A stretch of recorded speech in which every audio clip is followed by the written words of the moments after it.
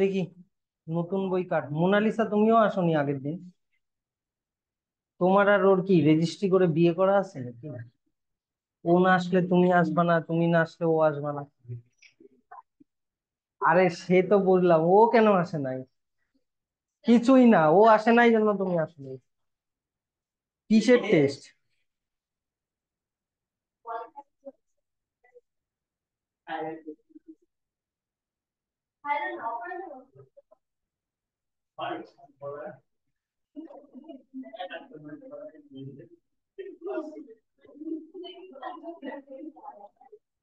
এর আগের দিন কতটা হয়েছিল গো? ক্যারিওটাইপ ও ইডিওগ্রাম থেকে হবে, তাই না?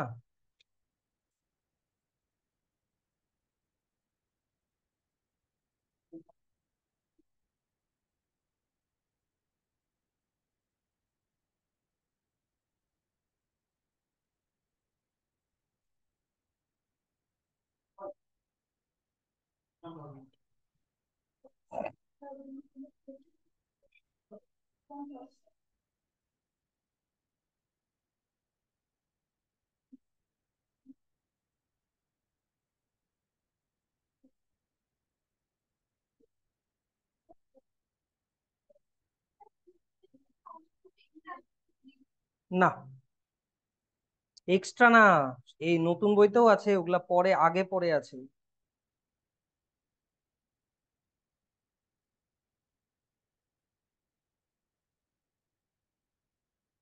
একটু ঠিক করে খুঁজে বার করে নিবা, হ্যাঁ।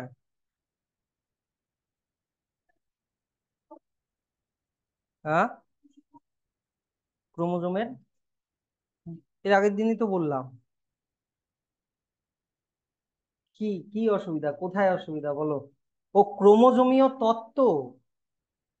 ও আচ্ছা। ক্রোমোজোমীয় তত্ত্ব তো তোমার হচ্ছে মেন্ডেলের যা যা সূত্র, সেটাই ক্রোমোজোম দিয়ে বলা হয়েছে। মেন্ডেল বলেছিল ফ্যাক্টর বা জিন জোড়ায় জোড়ায় থাকে। প্রথম পয়েন্টটা যেটা, ক্রোমোজোমও জোড়ায় জোড়ায় থাকে। আমাদের ডিপ্লয়েড কোষে 1 নাম্বার ক্রোমোজোম দুটা, 2 নাম্বার ক্রোমোজোম দুটা। তারপরে মেন্ডেল বলেছিল কি কি যে গ্যামেট তৈরি করার সময় ফ্যাক্টর গুলো পৃথক হয়ে যায়, পৃথকীভবনের সূত্র। মিওসিস কোষ বিভাজনের সময়ও ক্রোমোজোম ডিপ্লয়েড থেকে হ্যাপ্লয়েড হয়ে যায়, ক্রোমোজোমও পৃথক হয়ে যায় গ্যামেটের মধ্যে। 3 নাম্বার হচ্ছে প্রতিটি গ্যামেটে একটি করে জিন থাকে, তাহলে প্রতিটি গ্যামেটে প্রতিটা ক্রোমোজোমও একটি করেই থাকবে। তারপরে হচ্ছে জিনে অস্তিত্ব বজায় রাখা। ধরো ক্যাপিটাল আর স্মল আর, একটা জীবের, একটা মটর গাছের মধ্যে বীজের আকারের জিন আছে ক্যাপিটাল আর স্মল আর। তোর ক্যাপিটাল আর এর জন্য গোল হবে, স্মল আরটা প্রচ্ছন্ন থাকবে। তাই বলে কি স্মল আরটা কি নেই, মানে ওই জিনটা কি অস্তিত্ব নেই? আছে। ওই স্মল আর ওয়ালা গ্যামেট যখন আর একটা স্মল আর ওয়ালা গ্যামেটের সাথে নিষেক হবে, তখন তো আবার কুঞ্চিত মটর গাছ, মটর বীজ হবে। তাহলে জিনের অস্তিত্ব থাকে, প্রচ্ছন্ন হলেও থাকে।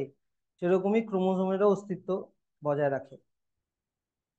আর স্বাধীন বিন্যাসের সূত্র, লাস্টেরটা, ফ্যাক্টর গুলো যেরকম দুই বা ততোধিক চরিত্রের ফ্যাক্টর গুলো যে কেউ যে কারোর সাথে থাকতে পারে, সেরকমই ফ্যাক্টর গুলো বা জিন গুলো যে ক্রোমোজোমে আছে, ক্রোমোজোম গুলো যে কোনো ক্রোমোজোমের সাথে স্বাধীনভাবে গ্যামেটের মধ্যে সঞ্চারিত হতে পারে।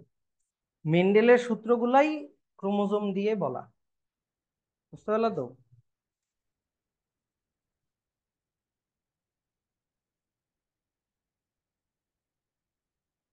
ক্যারিওটাইপ ও ইডিওগ্রাম 250 পেজ এখান থেকে হবে তো। দেখো ব্যাপারটা হচ্ছে কি যে এই যে 251 পেজের ছবিটা দেখবা, এটা হচ্ছে মানুষের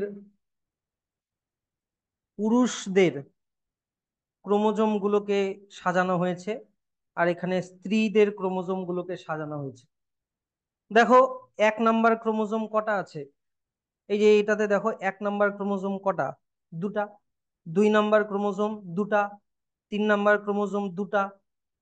তো সেই ক্রোমোজোম গুলোকেই পাশাপাশি রাখা হয়েছে বা জোড়া বানানো হয়েছে, যেগুলোর দৈর্ঘ্য, আকার আকৃতি একই, আর যাদের মধ্যে একই জিন থাকে।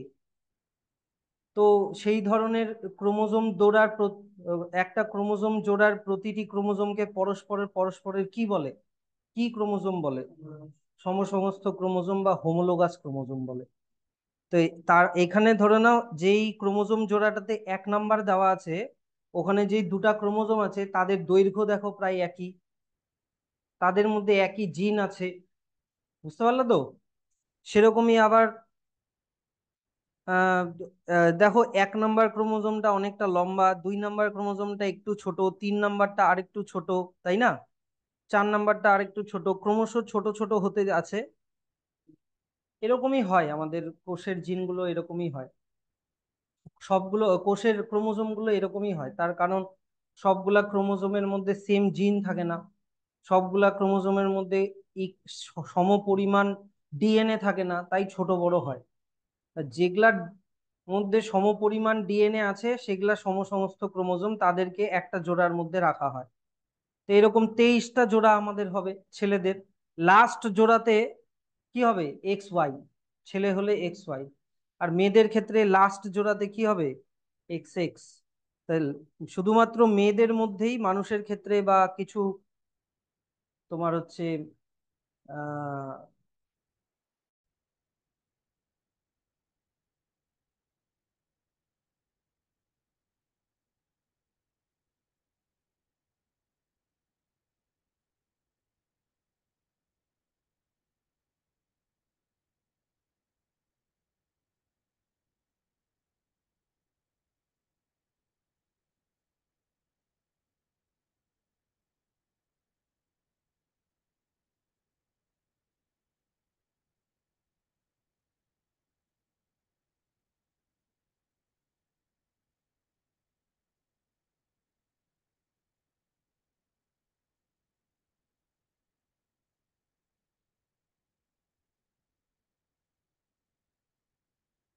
এবার চলে আসো হচ্ছে ক্রোমোজোমের রাসায়নিক গঠন ও ক্যারিওটাইপ ইডিওগ্রাম পার্থক্য। তোমরা এখানে পার্থক্যর মধ্যে এটা পড়ে রাখবা, নিচের দিকে ক্রোমোজোম ও ক্রোমাটিডের পার্থক্য, 252 পেজ। ক্রোমোজোম ও ক্রোমাটিডের পার্থক্য আর ক্রোমাটিড ও ক্রোমাটিনের পার্থক্য, পরের পেজে। এবার চলে আসো ক্রোমোজোমের রাসায়নিক গঠন।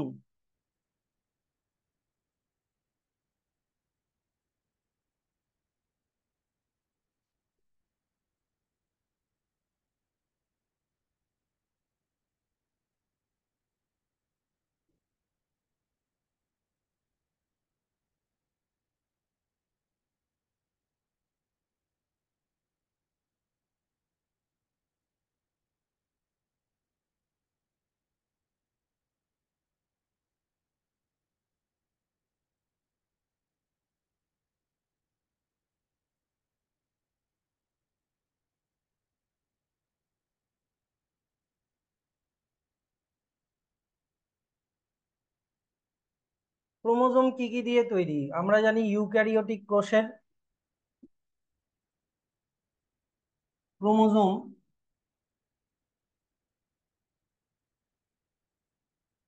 মনে রাখবা, ক্রোমোজোম প্রধানত ডিএনএ আর প্রোটিন দিয়ে তৈরি। মানে নিউক্লিক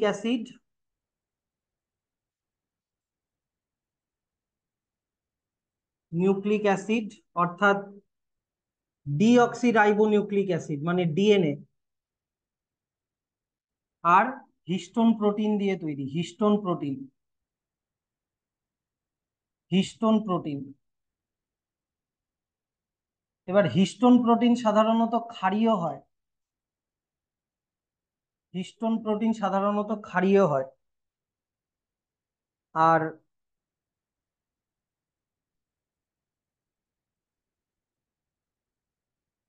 হ্যাঁ, এছাড়াও হিস্টোন প্রোটিন ছাড়াও কিছু নন হিস্টোন প্রোটিনও ক্রোমোজোমের মধ্যে পাওয়া যায়। নন হিস্টোন প্রোটিনও ক্রোমোজোমের মধ্যে পাওয়া যায়, যারা আবার কিনা আম্লিক হয়।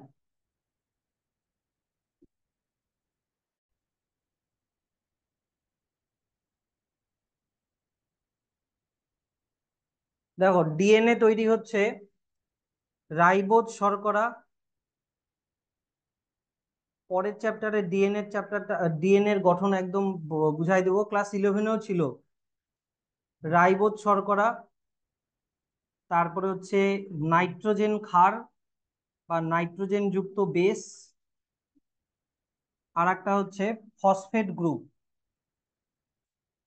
ফসফেট গ্রুপ এগুলো দিয়ে ডিএনএ তৈরি, ঠিক আছে। যেমন রাইবোজ শর্করাটা যেটা হয়, এটা হয় হচ্ছে 2' ডিঅক্সি রাইবোজ শর্করা। 2' ডিঅক্সি রাইবোজ শর্করা। কেন? কারণ এর মধ্যে 5টা কার্বন থাকে, 1, 2, 3, 4, 5। 5টা কার্বন থাকে। 1 number কার্বনে H R OH, 2 number কার্বনে H এবং এইচ, 3 নাম্বার কার্বনে এইচ এবং ওএইচ, 4 নাম্বার কার্বনে এইচ, এখান থেকে একটা অক্সিজেন, 5 নাম্বার কার্বনে CH2OH। এবার ডিএনএ এর ক্ষেত্রে এই শর্করাটা পাওয়া যায়, কিন্তু আরএনএ এর ক্ষেত্রে 2 নাম্বার কার্বনে অক্সিজেন থাকে, বুঝলা। কিন্তু ডিএনএ এর ক্ষেত্রে 2 নাম্বার পজিশনে 2 নাম্বার কার্বনে অক্সিজেন থাকে না। তাই 2' ডিঅক্সি, 2' মানে 2 নাম্বার কার্বন, ওখানে অক্সিজেন নেই। ডি, ডি মানে ছাড়া, অক্সিজেন ছাড়া। তাই এটাকে বলা হয় 2' ডিঅক্সি রাইবোজ শর্করা। আর এই কারণে ডিএনএরও নাম হচ্ছে ডিঅক্সি রাইবোনিউক্লিক অ্যাসিড। ডিঅক্সি কথাটার মানে হচ্ছে ওর মধ্যে অক্সিজেন নেই। কত নাম্বার কার্বনে? 2 নাম্বার কার্বনে। নাইট্রোজেন বেস হচ্ছে তোমার 2 প্রকারের হয়। নাইট্রোজেন বেস 2 প্রকারের হয়, পিউরিন এবং পিরিমিডিন। পিউরিন এবং পিরিমিডিন। পিউরিন আবার, পিউরিনের গঠন দ্বিবলয় যুক্ত হয়। পিউরিনের গঠন দ্বিবলয় যুক্ত হয়, একটা ষড়ভুজাকৃতি, একটা পঞ্চভুজাকৃতি। পিরিমিডিনের গঠন এক বলয় যুক্ত হয়, ষড়ভুজাকৃতি। এবার তোমরা অর্গানিক কেমিস্ট্রি পড়েছো, যেখানে এই কোনাগুলোতে কি অবস্থান করে? সাধারণত কার্বন অবস্থান করে। কিন্তু এগুলো হচ্ছে হেটেরো পলিমার, হেটেরো তোমার হচ্ছে কম্পাউন্ড। যেখানে হেটেরো কম্পাউন্ড কাকে বলে? যে একটা জৈব জৈব যৌগ মানে কি? কার্বন দিয়ে তৈরি যৌগকেই জৈব যৌগ বলে। তো একটা জৈব যৌগের এই রিং এর ভিতরে অন্তত 2টি জায়গায় কার্বনের বদলে অন্য কোনো অ্যাটম থাকলে তাকে হেটেরো পলিমার বলে বা হেটেরো অ্যাটম বলে। বা তো যেরকম পিউরিনের ক্ষেত্রে 1 নাম্বার পজিশনে একটা নাইট্রোজেন থাকে, 3 নাম্বার পজিশনে নাইট্রোজেন থাকে, 7 নাম্বার পজিশনে নাইট্রোজেন থাকে, আর 9 নাম্বার পজিশনে নাইট্রোজেন থাকে। 1, এটা 2, 3, এটা 4, এটা 5, এটা 6, এটা 7, এটা 8, এটা 9। কি বুঝতে পারলা ব্যাপারটা? দাঁড়াও, এখানে নাম্বারিংটা একটু ভুল হলো। এটা এক, এক, এটা হবে 2, এটা হবে 3, এটা 4, এটা 5, এটা 6, এটা 7, 8, 9। এটা হচ্ছে তোমার অ্যান্টি ক্লকওয়াইজ, এটা হচ্ছে ক্লকওয়াইজ। এই যে দেখো, এখান থেকে শুরু, 1, 2, 3 ঘড়ির কাঁটার বিপরীতে, আর এটা ঘড়ির কাঁটার দিকে 7, 8, 9। তো এবার যেরকম, না, হ্যাঁ, এটা 5 নাম্বারে থাকে, সরি, 5 নাম্বার হয়ে গেলো। 1, 5, 7 আর 9 নাম্বার পজিশনে নাইট্রোজেন থাকে কার্বনের বদলে। তাই এদেরকে হেটেরো অ্যাটম বলা হয়। এবার ব্যাপারটা হচ্ছে যে পিউরিন আবার 2 প্রকারের হয়। যেমন একটা প্রকার হচ্ছে অ্যাডিনিন, অ্যাডিনিন, আর একটা হচ্ছে গুয়ানিন। ঠিক আছে। এবার দুটার গঠন একই, খালি অ্যাডিনিনে কি হবে যে 4 নাম্বার কার্বনের সাথে একটা অ্যামাইনো গ্রুপ লেগে থাকবে NH2, বুঝতে পারলা? 4 নাম্বার কার্বনে একটা অ্যামাইনো গ্রুপ লেগে থাকবে, বাকিগুলোতে হাইড্রোজেন লেগে থাকবে, বাকিগুলোতে হাইড্রোজেন লেগে থাকবে।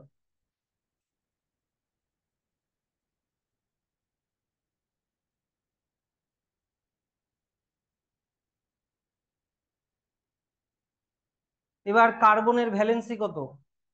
কার্বনের ভ্যালেন্সি 4। তাই এখানে যে কার্বনটা আছে এর ভ্যালেন্সি তো 3 হয়ে আছে, এখানে ভ্যালেন্সি কত হয়ে আছে? 1 2 3 হয়ে আছে, তাই না? তাহলে কার্বনের ভ্যালেন্সি 4 করার জন্য আমাদেরকে এখানে কোথাও একটা ডবল বন্ড বসাতে হবে। তাহলে তো নাইট্রোজেনের ভ্যালেন্সি, আমাকে দাঁড়াও এটা একটু, অ্যাডিনিন গুয়ানিন এগুলার স্ট্রাকচার গুলা পরের চ্যাপ্টারে আছে যদিও।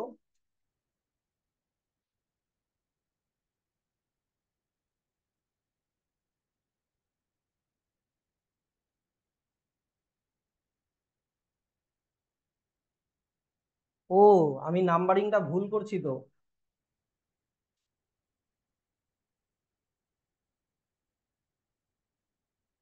নাম্বারিংটা একটু ভুল হয়ে গেছে।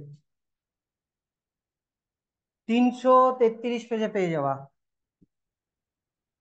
333, এখান থেকে শুরু হবে 1 2, এটা হবে 3 4 5, এটা হবে 6। 333 পেজে পেয়ে যাবা। অ্যাডিনিনের ছবিটা দেখবা, এই যে চিত্র 6.7-এর দ্বিতীয় ছবিটা, মাঝখানের ছবিটা। এই যে এখানে এটা অ্যান্টি ক্লকওয়াইজ, 1 2 3 4 5 এরকম করে অ্যান্টি ক্লকওয়াইজ। এবার এখানে থাকবে, এখানে আমাকে এবার ঠিক করতে হবে হচ্ছে তোমার ডবল বন্ড কোথায় হবে। এইখানে হাইড্রোজেন হবে না, এইখানে একটা ডবল বন্ড হবে। তাহলে নাইট্রোজেনের ভ্যালেন্সি 3 1 2 3 ঠিক থাকলো, কার্বনের ভ্যালেন্সি 4 1 2 3 4 ঠিক থাকলো, বুঝতে পারলা তো? এখানে নাইট্রোজেনের ভ্যালেন্সি, এখানে আবার হাইড্রোজেন থাকবে না, নাইট্রোজেনের ভ্যালেন্সি তাহলে 1 2, আর এখানে একটা ডবল বন্ড করতে হবে 3। কার্বনের ভ্যালেন্সি 1 2 3 হয়ে আছে, এখানে একটা ডবল বন্ড করতে হবে, তাহলে হয়ে গেল 4। তারপরে আবার নাইট্রোজেনের ভ্যালেন্সি 3, ঠিক আছে, এখানে আবার হাইড্রোজেনটা সরাতে হবে, এইখানে একটা ডবল বন্ড হয়ে যাবে। আর ব্যাস, এই তো। এটা হচ্ছে অ্যাডিনিনের গঠন। তো অ্যাডিনিনের মধ্যে একটা ফাংশনাল গ্রুপ থাকে NH2, অপরদিকে গুয়ানিন, গুয়ানিন যদি হয়, গুয়ানিন হলে এখানে NH2 থাকবে না, তার বদলে এখানে অক্সিজেন থাকবে, ডবল বন্ড ও, এখানে অক্সিজেন থাকবে।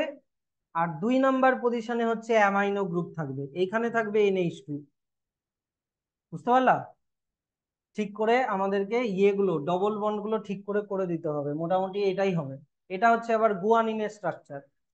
তো ব্যাপারটা হচ্ছে কি, যে পিউরিন হচ্ছে দ্বিবলয়যুক্ত গঠন, দুটারই অ্যাডিনিন গুয়ানিন দুটারই একই হয়, খালি এক একজনের এক একটা জায়গায় এক একটা ফাংশনাল গ্রুপ থাকে। গুয়ানিনের 2 নাম্বার পজিশনে অ্যামাইনো গ্রুপ, আর 6 নাম্বার পজিশনে অক্সিজেন থাকে, তাই ওটা গুয়ানিন। অন্যদিকে, অন্যদিকে অ্যাডিনিনের মধ্যে শুধু 6 নাম্বার পজিশনে অ্যামাইনো গ্রুপ থাকে, তাই ওটা অ্যাডিনিন। তো দুটার গঠন একই, খালি ফাংশনাল গ্রুপগুলো আলাদা আলাদা। তো এইটার ডিটেলসে আমি পরের চ্যাপ্টারে আরো ভালো করে পড়াই দিব। তো সেরকমই পিরিমিডিন, পিরিমিডিনের নাম্বারিংটা হবে এখান থেকে 1 2 3 4 5 6। এবার 1 নাম্বার পজিশনে একটা নাইট্রোজেন থাকে, আর 3 নাম্বার পজিশনে একটা নাইট্রোজেন থাকে, বুঝলা? বাকি যেখানে যা ফাংশনাল গ্রুপ থাকবে ওগুলা পরের চ্যাপ্টারে শিখাবো। তো পিরিমিডিন আবার 3 প্রকারের হয়। পিরিমিডিন 3 প্রকারের হয়: থাইমিন, সাইটোসিন, সাইটোসিন, আর একটা যেটা, সেটা ডিএনএ এর মধ্যে থাকে না, সেটা আরএনএ এর মধ্যে থাকে, তাও বলে দিচ্ছি, সেটা হচ্ছে ইউরাসিল। ইউরাসিল। তো এই যে তিনজনের গঠন এরকমই হবে, কিন্তু থাইমিন হলে অন্য এক এক এক জায়গায় একটা ফাংশনাল গ্রুপ, সাইটোসিন হলে অন্য ফাংশনাল গ্রুপ, ইউরাসিল হলে অন্য ফাংশনাল গ্রুপ, কিন্তু সবারই এইরকম গঠন হয়। বুঝতে পারলা জিনিসটা? আর আর একটা হচ্ছে ফসফেট গ্রুপ। ফসফেট গ্রুপ হিসাবে থাকে phosphoric acid H3PO4, H3PO4। P, ফসফরাসের ভ্যালেন্সি কত? 5। তাহলে এইদিকে OH, এদিকে OH, এদিকে OH, আর এইদিকে O। এই যে H3 তিনটা হাইড্রোজেন, H3 একটা ফসফরাস, পি চারটা অক্সিজেন, 1 2 3 4, O4। বুঝতে পারলা জিনিসটা? এবার এই জিনিসগুলো দিয়ে ডিএনএ গঠনটা তৈরি হয়। কিরকম ভাবে তৈরি হয়? মনে করো এখানে পেন্টোজ শর্করা, তারপরে এখানে একটা ফসফেট গ্রুপ, আর এখানে নাইট্রোজেন বেস, মনে করো অ্যাডিনিন, এটাকে বলে একটা নিউক্লিওটাইড। আবার মনে করো পেন্টোজ শর্করা, ফসফেট গ্রুপ, এখানে মনে করো আর একটা নাইট্রোজেন বেস, মনে করো থাইমিন। আবার মনে করো এটা একটা পেন্টোজ শর্করা, এখানে ফসফেট গ্রুপ, এখানে মনে করো সাইটোসিন। আবার মনে করো পেন্টোজ শর্করা, ফসফেট গ্রুপ, এখানে মনে করো গুয়ানিন। এইরকম করে নিউক্লিওটাইড বানায় প্রথমে। আবার এই নিউক্লিওটাইড গুলোর মধ্যে বন্ধনী সৃষ্টি হয়, এরকম করে ডিএনএর একটা তন্তু তৈরি হয়। সেম এরকম আর একটা তন্তু হবে, সুগার, ফসফেট, এইদিকে নাইট্রোজেন বেস, অ্যাডিনিন থাকলে তার বিপরীতে থাইমিন থাকে। আবার এইদিকে সুগার, পেন্টোজ শর্করা, phosphate group, nitrogen base, thymine থাকলে অ্যাডিনিন থাকবে। আবার মনে করো শর্করা, ফসফেট গ্রুপ, এইদিকে সাইটোসিন থাকলে গুয়ানিন থাকবে। আবার পেন্টোজ শর্করা, ফসফেট গ্রুপ, গুয়ানিন থাকলে অপোজিটে সাইটোসিন থাকবে। কারণ ডিএনএ একদিকে যদি পিউরিন থাকে আর একদিকে পিরিমিডিন থাকতে হবে, বুঝতে পারলা? না হলে ডিএনএর গঠনটা ঠিক হবে না। এইদিকে যদি অ্যাডিনিন যেরকম পিউরিন, তার মানে ওটা দ্বি বলয় যুক্ত, এটা দ্বি বলয় যুক্ত। এখানেও যদি পিউরিন থাকতো তাহলে জায়গাটা বেশি লাগতো, তাই এইদিকে পিরিমিডিন থাকে এক বলয় যুক্ত। আর অ্যাডিনিন আর থাইমিনের মধ্যে দুটা হাইড্রোজেন বন্ধনী, অ্যাডিনিন আর থাইমিনের মধ্যে দুটা হাইড্রোজেন বন্ধনী। সাইটোসিন আর গুয়ানিনের মধ্যে তিনটা হাইড্রোজেন বন্ধনী, সাইটোসিন আর গুয়ানিনের মধ্যে তিনটা হাইড্রোজেন বন্ধনী। আর এখানে সুগারের সাথে ফসফেট, আবার সুগারের সাথে ফসফেট, সুগারের সাথে ফসফেট, এরকম করে ডিএনএটা তৈরি হয় আমাদের। বুঝতে পারলা? তাহলে ডিএনএ এটা হচ্ছে দ্বিতন্ত্রী গঠন এরকম।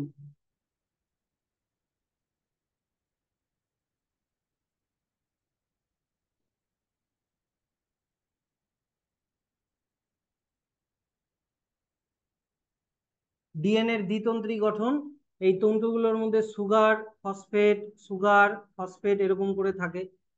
আবার এখানেও মনে করো সুগার, ফসফেট, সুগার, ফসফেট, এই যে sugar, phosphate, sugar, phosphate, sugar, phosphate, sugar, এরকম করে পরপর। আর সুগার গুলোর সাথে নাইট্রোজেন বেস লেগে থাকে, এইটাতে অ্যাডিনিন থাকলে এইদিকে থাইমিন থাকবে, এইদিকে সাইটোসিন থাকলে এইদিকে গুয়ানিন থাকবে।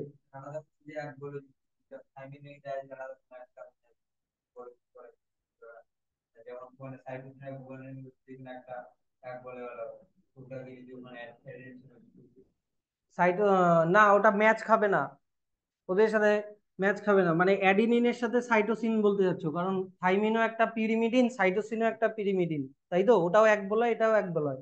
কিন্তু এদের যে গঠনটা, এই যে হাইড্রোজেন বন্ধনীটা যে তৈরি হয় কিনা, হাইড্রোজেন বন্ধনীটাও এটাও মানে তালা চাবির মতো। বুঝতে পারলা? খাঁজে খাঁজে মিল খায় হাইড্রোজেন বন্ধনটা। সাইটোসিনের সাথে অ্যাডিনিনেরটা ম্যাচ খাবে না। ঠিক আছে, এই জন্যই এই এই বেস পেয়ারিংটা হয়। এই অ্যাডিনিন হলে অ্যাডিনিন থাইমিনের মধ্যে ডবল হাইড্রোজেন বন্ড, সাইটোসিন গুয়ানিনের মধ্যে ট্রিপল হাইড্রোজেন বন্ড, এরকম করে বেস পেয়ার গুলো এরকম করে তৈরি হয়। এরকম করে ডিএনএ এর গঠনটা তৈরি হতে থাকে। বুঝতে পারলা? এটাকে ডিএনএ এর দ্বিতন্ত্রী মডেল বলে, যেটাকে ওয়াটসন এন্ড ক্রিক বানিয়েছিল। এই গঠনটা পরের চ্যাপ্টারে আরো ভালো করে আমি বুঝিয়ে দেবো। তাহলে ডিএনএ কি কি দিয়ে তৈরি এটা আমাদের হয়ে গেল। রাইবোজ শর্করা, এটা অ্যাকচুয়ালি 2' ডিঅক্সি রাইবোজ শর্করা, কারণ 2 নম্বর পজিশনে অক্সিজেন থাকে না। Nitrogen base purine pyrimidine, purine adenine guanine, pyrimidine thymine cytosine uracil, আর ওইদিকে হচ্ছে ফসফেট গ্রুপ H3PO4। কিভাবে বন্ধনীগুলো হয় পরের চ্যাপ্টারে শিখাবো।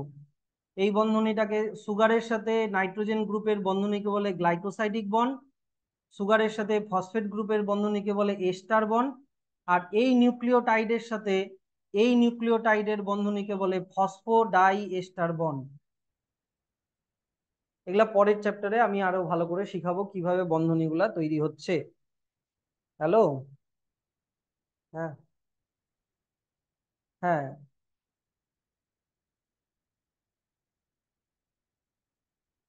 হ্যাঁ, হ্যাঁ, কালকে সাবমিট করতে চাইলে করতে পারে, 20 তারিখের মধ্যে করলেই হবে।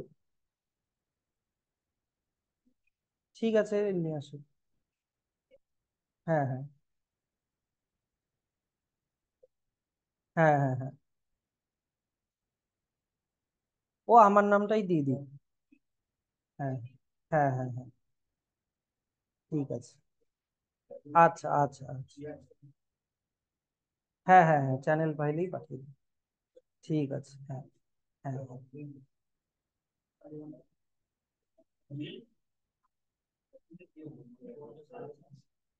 বুঝতে পারলা জিনিসটা?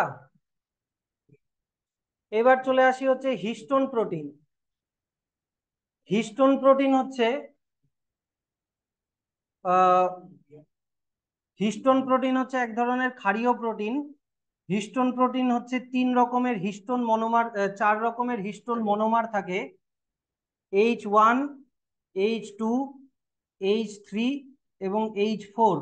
এর মধ্যে আবার H2 আবার 2 প্রকারের হয়: H2A আর H2B। ঠিক আছে। এবার এই যে 4টা আছে, এই 4টাকে বলা হয় কোর হিস্টোন। এটাকে বলা হয় কোর হিস্টোন, যেটা প্রত্যেকটা দুটো করে থাকে। মানে H2A থাকবে দুটো, H2A, H2A, বুঝলা? H2B থাকবে দুটো, H2B, H2B,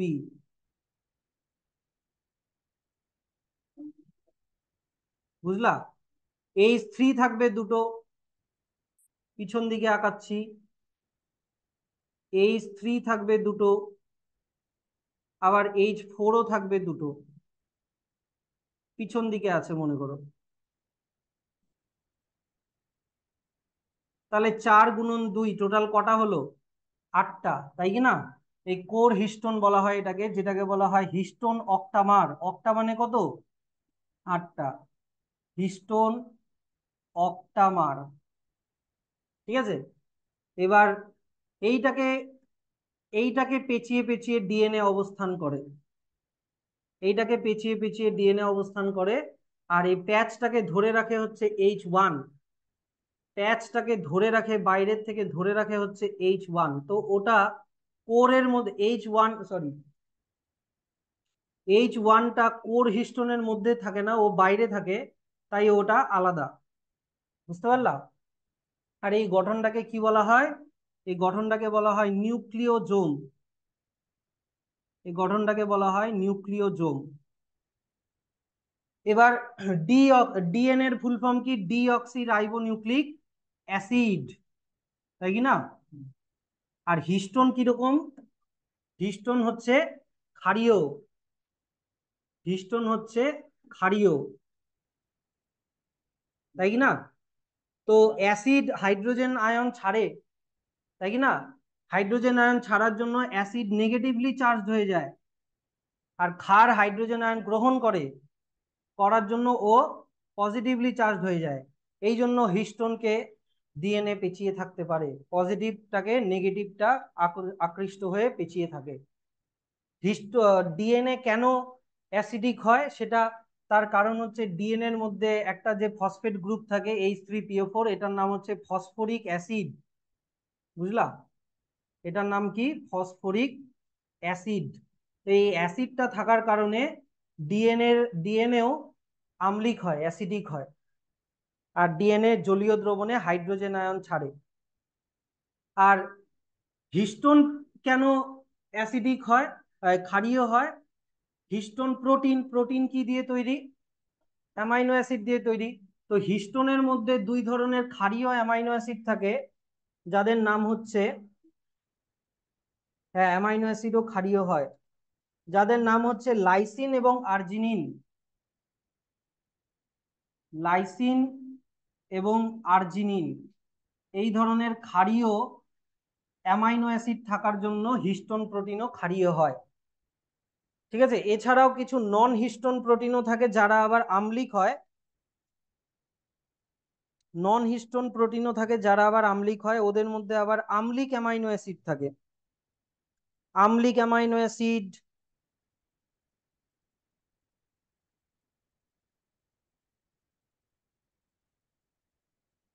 টাইরোসিন ও ট্রিপ্টোফ্যান। টাইরোসিন ও ট্রিপ্টোফ্যান নামক আম্লিক অ্যামাইনো অ্যাসিড থাকার জন্য নন হিস্টোন প্রোটিনগুলো আবার আম্লিক হয়। কি বুঝতে পারলা ব্যাপারটা? এইটা হচ্ছে ক্রোমোজোম বা ডিএনএর, মানে ক্রোমোজোম এগুলা জিনিস দিয়ে তৈরি হয়। ক্রোমোজোম তাহলে কি কি দিয়ে তৈরি? ডিএনএ দিয়ে তৈরি, ক্ষারীয় হিস্টোন প্রোটিন দিয়ে তৈরি, আর আম্লিক নন হিস্টোন প্রোটিন দিয়ে তৈরি। ডিএনএ কেন আম্লিক হয়? কারণ ওর মধ্যে H3PO4 অ্যাসিড গ্রুপ থাকে। হিস্টোন প্রোটিন কেন ক্ষারীয় হয়? কারণ ওর মধ্যে লাইসিন ও আর্জিনিন নামক ক্ষারীয় অ্যামাইনো অ্যাসিড থাকে। আর নন হিস্টোন প্রোটিন কেন আম্লিক হয়? ওর মধ্যে টাইরোসিন ও ট্রিপ্টোফ্যান নামক আম্লিক অ্যামাইনো অ্যাসিড থাকে। বুঝতে পারলা জিনিসটা? এইবার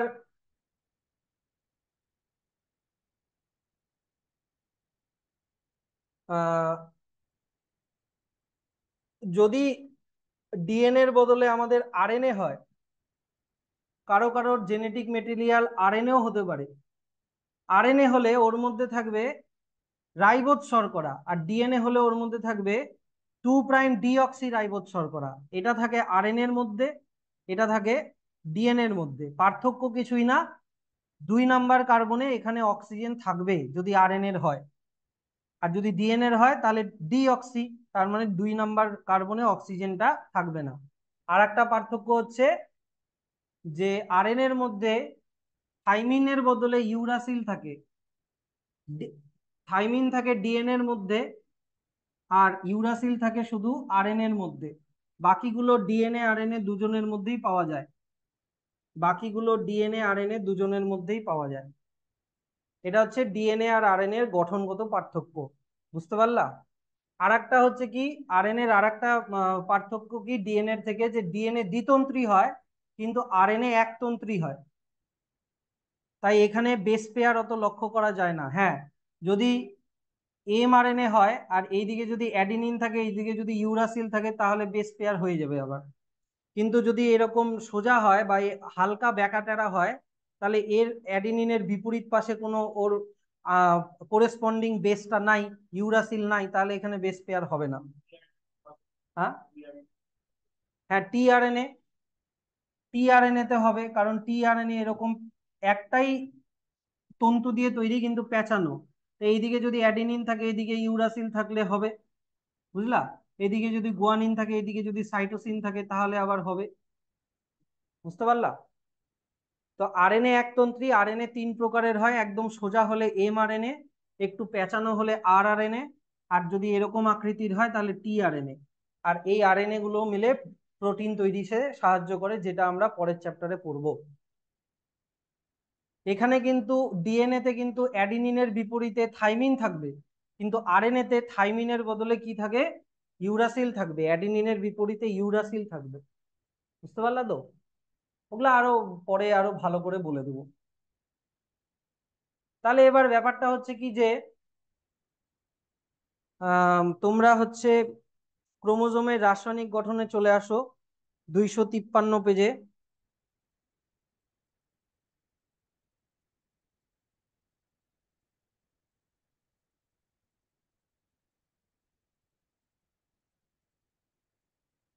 তাহলে ক্রোমোজোমের মধ্যে কি কি থাকে এটা আমরা নাম্বার পয়েন্ট পড়বা। ডিএনএ, ডিএনএ কি কি দিয়ে তৈরি? পিউরিন, পিরিমিডিন, আরএনএ টাও দেওয়া আছে, ঠিক আছে। এছাড়া পরের পেজে আরএনএও দেওয়া আছে। এছাড়া প্রোটিন থাকে, কি কি প্রোটিন থাকে? Histone protein. হিস্টোনের মধ্যে কি কি হয়? H1, H2A, H2B, H3, H4। আণবিক ওজন টোজন পড়তে হবে না, হ্যাঁ, শুধু নামগুলা পড়লেই হবে। আণবিক ওজন অত পড়তে হবে না।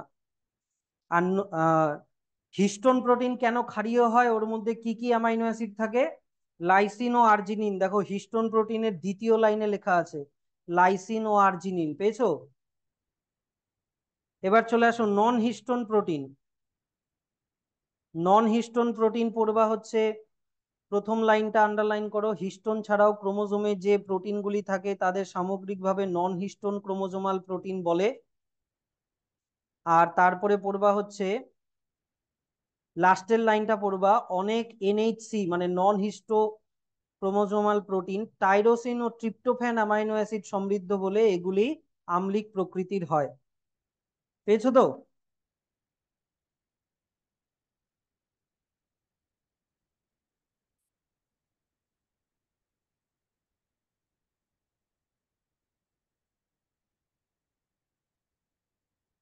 আর তারপরে চলে আসো ক্রোমোজোম সংখ্যার, দেখো একটা তালিকা দেওয়া আছে, ও না, ক্রোমোজোম সংখ্যা না, এটা অন্য দেওয়া আছে।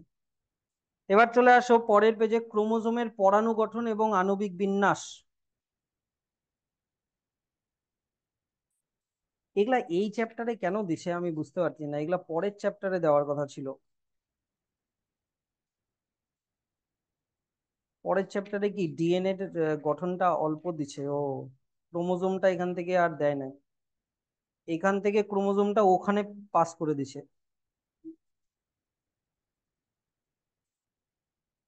হ্যালো। হুম, বলো। 20 তারিখের মধ্যে জমা দেবে। হ্যাঁ হ্যাঁ, ঠিক আছে।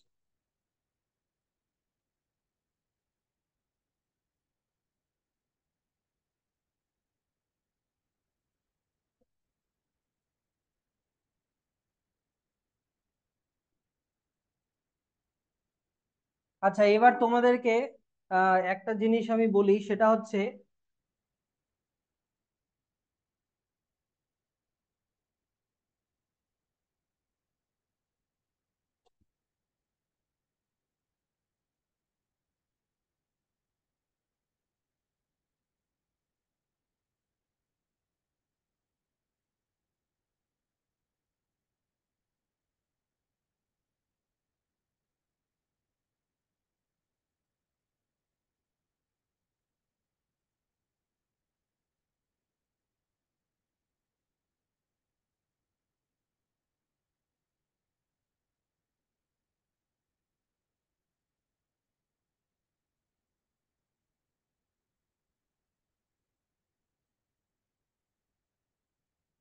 ক্যালকুলেটর বের করবা, হ্যাঁ।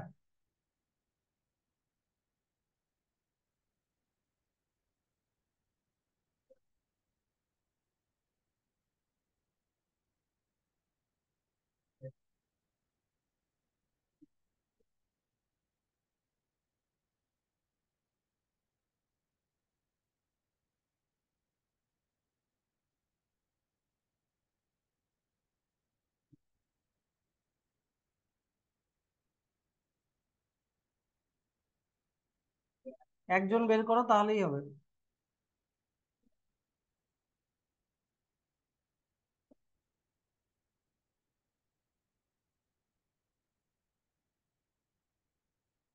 দেখো ডিএনএ দ্বিতন্ত্রী হয়, ধরে নাও এটা 1 নম্বর তন্ত্রী আর এটা 2 নম্বর তন্ত্রী, ঠিক আছে। এখানে তো আমরা বুঝতেই পারছি যে সুগার, ফসফেট, সুগার এরকম করে চলছে।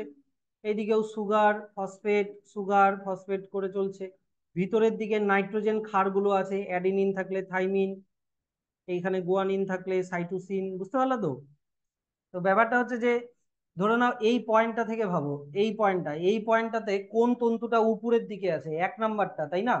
2 নম্বরটা পিছনের দিকে আছে। পরের প্যাচে 1 নম্বরটা পিছনে চলে গেল, 2 নম্বরটা সামনে। তারপরের প্যাচে 2 নম্বরটা আবার পিছনে চলে গেল, 1 নম্বরটা সামনে। তাই কি না? তাহলে এখান থেকে 1 নম্বর তন্তুটার কথা ভাবো, সামনে ছিল, সামনে থেকে পিছনে গিয়ে আবার সামনে আসলো, তাহলে কত ডিগ্রি ঘুরলো? সামনে ছিল, পিছনে গিয়ে আবার সামনে হলো, কত ডিগ্রি ঘুরলো? 360 ডিগ্রি ঘুরলো, তাই কি না? এটা 360 ডিগ্রি, মানে এক পাক, এক পাক, এক পাক 360 ডিগ্রি। তো এই এক পাকের দৈর্ঘ্য কত? এই এক পাকের দৈর্ঘ্য হচ্ছে 34 অ্যাংস্ট্রম, অথবা 3.4 ন্যানোমিটার। বুঝলা? তো এবার এর মধ্যে কতগুলা বেস জোড়া থাকবে? এটাকে বেস জোড়া বলে। অ্যাডিনিনের বিপরীতে থাইমিন, এটা একটা বেস জোড়া, বেস পেয়ার বলে। বিপি, গুয়ানিনের অপোজিটে সাইটোসিন, এটা একটা বেস পেয়ার। তো এরকম মনে রাখবা যে একটা পাকের মধ্যে 10টা বেস জোড়া থাকে। 1, 2, 3, 4, 5 নাম্বারটা এখানে এমন ভাবে আছে, ধরো দেখা যাচ্ছে না, ওই ভিতরে মাঝখানে। আবার এখানে 6, 7, 8, 9, 10 নাম্বারটা এখানে আছে, বুঝলা? তাহলে দুটি বেস জোড়ার মধ্যে দূরত্ব কত বলো তো? যদি 34 অ্যাংস্ট্রমের মধ্যে 10টা বেস জোড়া থাকে, 10টা বেস পেয়ার থাকে, তাহলে দুটি বেস পেয়ারের মধ্যে দূরত্ব কত? 34 ভাগ 10, তাই না? কত হচ্ছে? 3.4 অ্যাংস্ট্রম, অথবা 0.34 ন্যানোমিটার, তাই তো? আচ্ছা, এবার ব্যাপারটা হচ্ছে আমাদের একটা কোষ, ডিপ্লয়েড কোষ, ঠিক আছে? ডিপ্লয়েড কোষে টোটাল 46টা ক্রোমোজোম থাকে। বা যখন কোষ বিভাজন করছে না, তখন তো ক্রোমোজোমটা এরকম, ক্রোমাটিন তন্তুটা এরকম হয়ে থাকে, কন্টিনিউয়াস, অবিচ্ছিন্ন হয়ে থাকে। আর যখন কোষ বিভাজন করে, তখন এই ক্রোমাটিন তন্তুগুলো ঘনীভূত হয়ে এরকম ক্রোমোজোম বানায়, 46টা ক্রোমোজোম বানায়। তো দেখা গেছে কি যে আমাদের মানুষের মধ্যে 6 পয়েন্ট, এখানে দেওয়া আছে,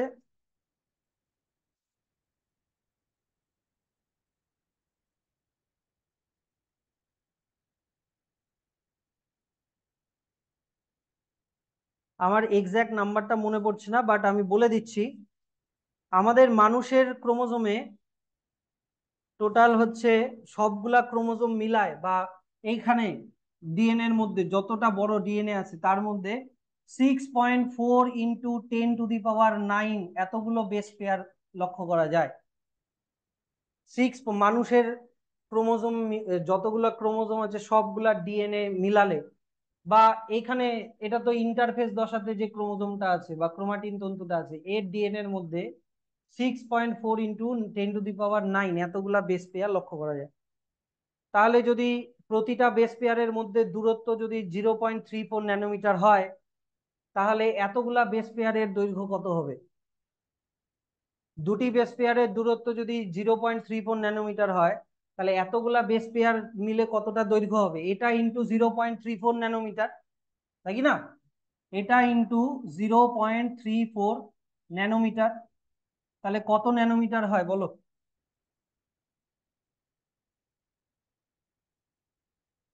0.34 × 6.4 × 10⁹ 2.176 × 10⁹ বেস পেয়ার, 9 ন্যানোমিটার হয়। এতটা ন্যানোমিটার হয়, ঠিক আছে? এবার ন্যানোমিটারকে যদি মিটারে কনভার্ট করি, তাহলে 10⁹ দিয়ে ভাগ করতে হবে, তাহলে কত হবে? 2.176 মিটার হয়ে যাবে। তাহলে আমাদের একটা কোষের মধ্যে 2 মিটার লম্বা ডিএনএ থাকে। আর একটা কোষ কত ছোট, মাইক্রোস্কোপের নিচে দেখতে হয়। আর 2 মিটার কতটা? প্রায় এই ঘরের দৈর্ঘ্য। তাহলে প্রশ্নটা হচ্ছে, এত ছোট কোষের মধ্যে এত লম্বা ডিএনএ কিভাবে থাকে? আচ্ছা, এবার হিসাব করে আমাদের, এটা তো একটা কোষের ডিএনএ, যদি সবগুলা কোষ নেওয়া হয়, সবগুলা ডিএনএ কে পর পর পর পর লাগানো হয়, এখান থেকে সূর্য পর্যন্ত 3-4 বার যাতায়াত করা যাবে একটা মানুষের কোষ দিয়ে। বুঝতে পারলাম? তো প্রশ্নটা হচ্ছে যে এত লম্বা ডিএনএ, 2 মিটারেরও লম্বা ডিএনএ এত ছোট কোষের মধ্যে কিভাবে আটে?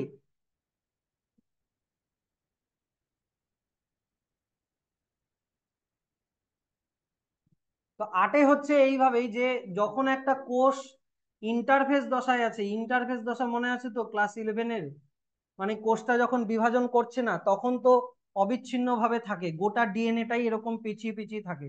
কাকে পেঁচিয়ে থাকে? হিস্টোন প্রোটিনকে পেঁচিয়ে থাকে। আর এই এত পেঁচিয়ে পেঁচিয়ে থাকার জন্য 2 মিটার লম্বা ডিএনএ এত ছোট কোষের মধ্যে অবস্থান করতে পারে। তো কিভাবে হয় যে হিস্টোন প্রোটিন তো হিস্টোন অক্টামার, এখানে 8টা থাকবে, 1 2 3 4 5 6, আর ওইদিকে 7, আর ওইদিকে মনে করো পিছন দিকে আর একটা 8। ঠিক আছে, এটা ক্ষারীয় হয় পজিটিভলি চার্জ, আর ডিএনএ অ্যাসিডিক হয় নেগেটিভলি চার্জ। তো ডিএনএটা এটাকে এসে এরকম মানে 1/4 পাক দেয়, 1/3/4 পাক, মানে পুরোপুরি 2 পাক না, একটা গোটা পাক অর্ধেকের থেকে আরেকটু বেশি, 1/4 পাক, 1/2 পাক দিয়ে ডিএনএটা ওই দিক দিয়ে বেরোয় যায়। আবার এখানে আর একটা হিস্টোন অক্টামার, সবগুলো আঁকালাম না, একটাই গোল দিয়ে দিলাম। আবার এটাকে এরকম করে পেঁচাবে, আবার এই দিক দিয়ে বেরোয় যাবে। আবার এখানে একটা হিস্টোন অক্টামার, আবার এই দিক থেকে ডিএনএ আসবে, আবার এটাকে পেঁচাবে, আবার এই দিক দিয়ে বেরোয় যাবে। বুঝতে পারলা? এরকম করে দিয়ে কোষের ভিতরে ইন্টারফেস দশায় এরকম ডট ডট ডট ডট এরকম দেখা যাবে। ওই এক একটা ডট মানে এক একটা এরকম হিস্টোন প্রোটিনকে পেঁচিয়ে আছে। এই গঠনটাকে কি বলা হয়? এই গঠনটাকে বলা হয় নিউক্লিওজোম।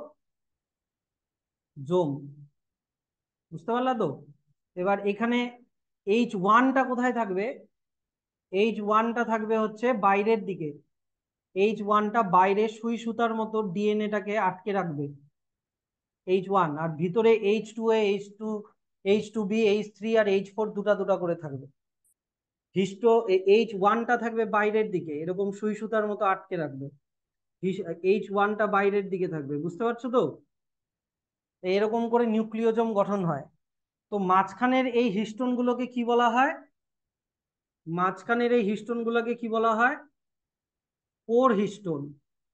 তাই কোর হিস্টোনকে পেঁচিয়ে যেই ডিএনএটা আছে এই ডিএনএটাকেও বলা হয় কোর ডিএনএ। বুঝলা? আর দুটি নিউক্লিওজোমের মধ্যে মাঝখানে যে ডিএনএটা এটাকে বলা হয় লিঙ্কার ডিএনএ, এটাকে বলা হয় লিঙ্কার ডিএনএ।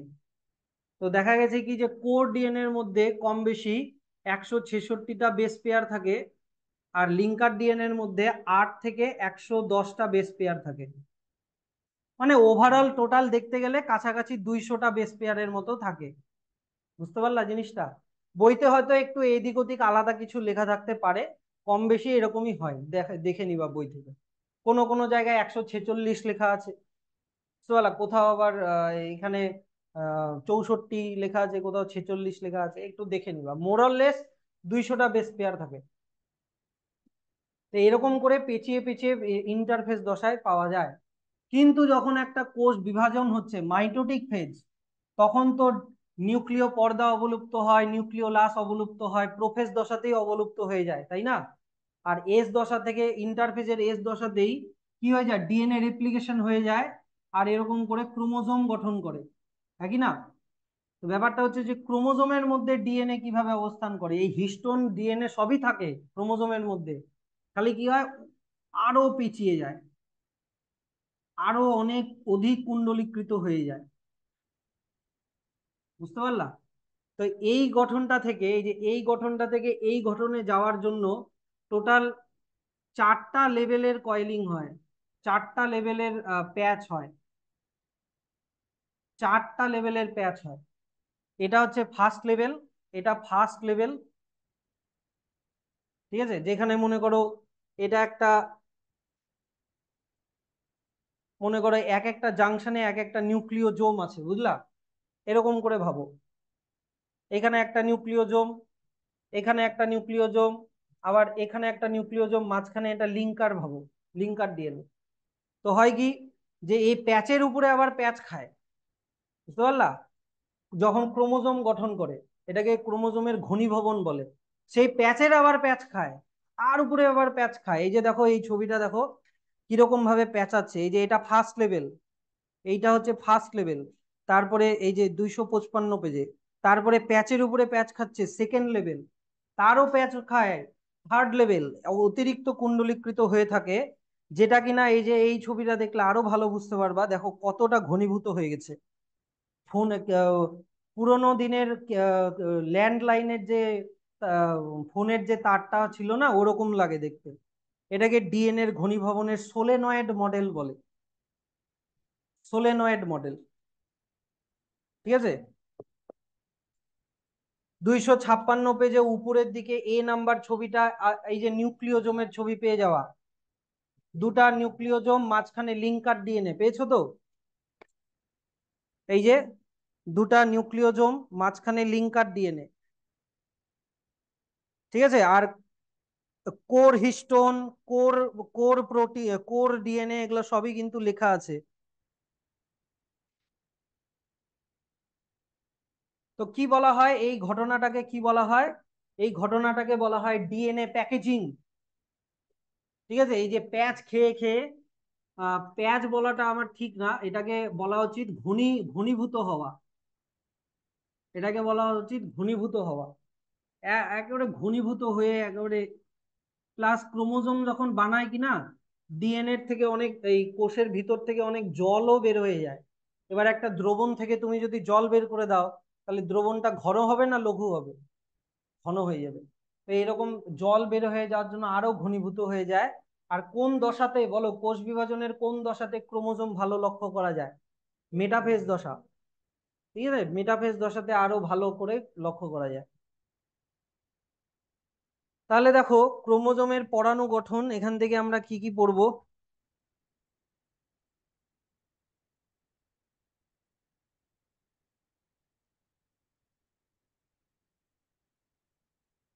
যাদের পুরনো বই তারা,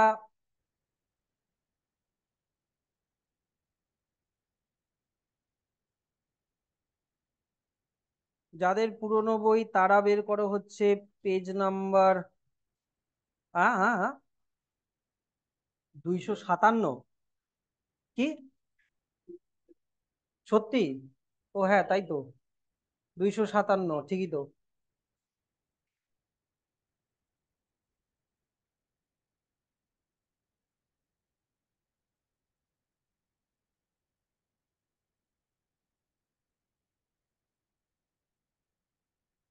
আচ্ছা তোমরা যারা পুরানো বই, তারা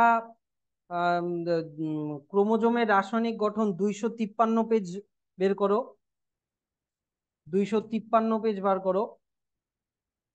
ওখানে তোমরা ক্রোমোজোমের রাসায়নিক গঠন 253 পেজ একদম উপর থেকে শুরু করে, ক্রোমোজোম যে ডিএনএ, যে ক্রোমোজোমে যে ডিএনএ থাকে তা অ্যাডেনিন গুয়ানিন, পেয়েছো?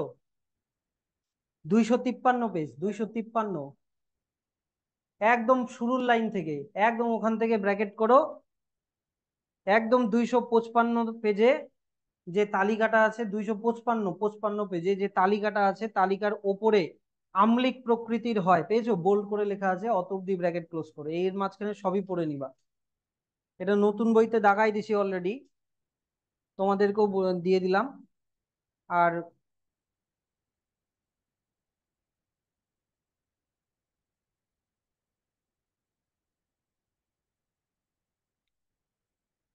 যাদের নতুন বই তারা আহ চলে আসো হচ্ছে 255 পেজে, উপরেরটা পড়তে হবে না, নিউক্লিওজোমটা দেখাও, নিউক্লিওজোমটা দেখাও, নিউক্লিওজোমের সংজ্ঞাটা দেখাও, নিউক্লিওজোমের গঠনটা দেখাও, পেয়েছো? আর যাদের পুরনো বই তারা 256 পেজে চলে আসো, একদম নিচের দিকে নিউক্লিওজোম, পেয়েছো? পরের পেজে দেখো সংজ্ঞা, গঠন, হয়েছে? সংজ্ঞাটা 2020-তে এসছিল আর 2018-তে এসছিল। হ্যাঁ, 2020-তে এসছিল 2 মার্কসের সংজ্ঞাটা, আর গঠনটা এসছিল 2018-তে 3 মার্কসের। হ্যাঁ। হুম। মাইক্রোকক্কাস এক ধরনের ব্যাকটেরিয়া, কক্কি এক ধরনের ব্যাকটেরিয়া হয় যে, গোলাকার ব্যাকটেরিয়াকে কক্কাস বলে।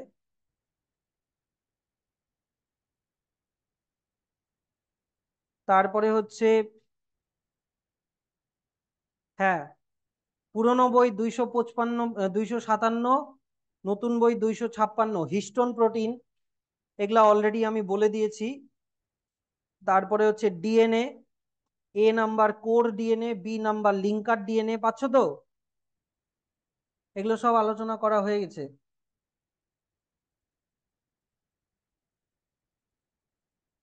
লিঙ্কার ডিএনএ তোমরা করবা কি শুধু প্রথম 3টা লাইনই পড়বা? দুটি হিস্টোন অক্টামারের মধ্যবর্তী ডিএনএ কে লিঙ্কার ডিএনএ বলে, যা সচরাচর 60টি বেস জোড়া দীর্ঘ হয়। ব্যাস এইটুকুনি পড়লেই হবে, অত লাগবে না।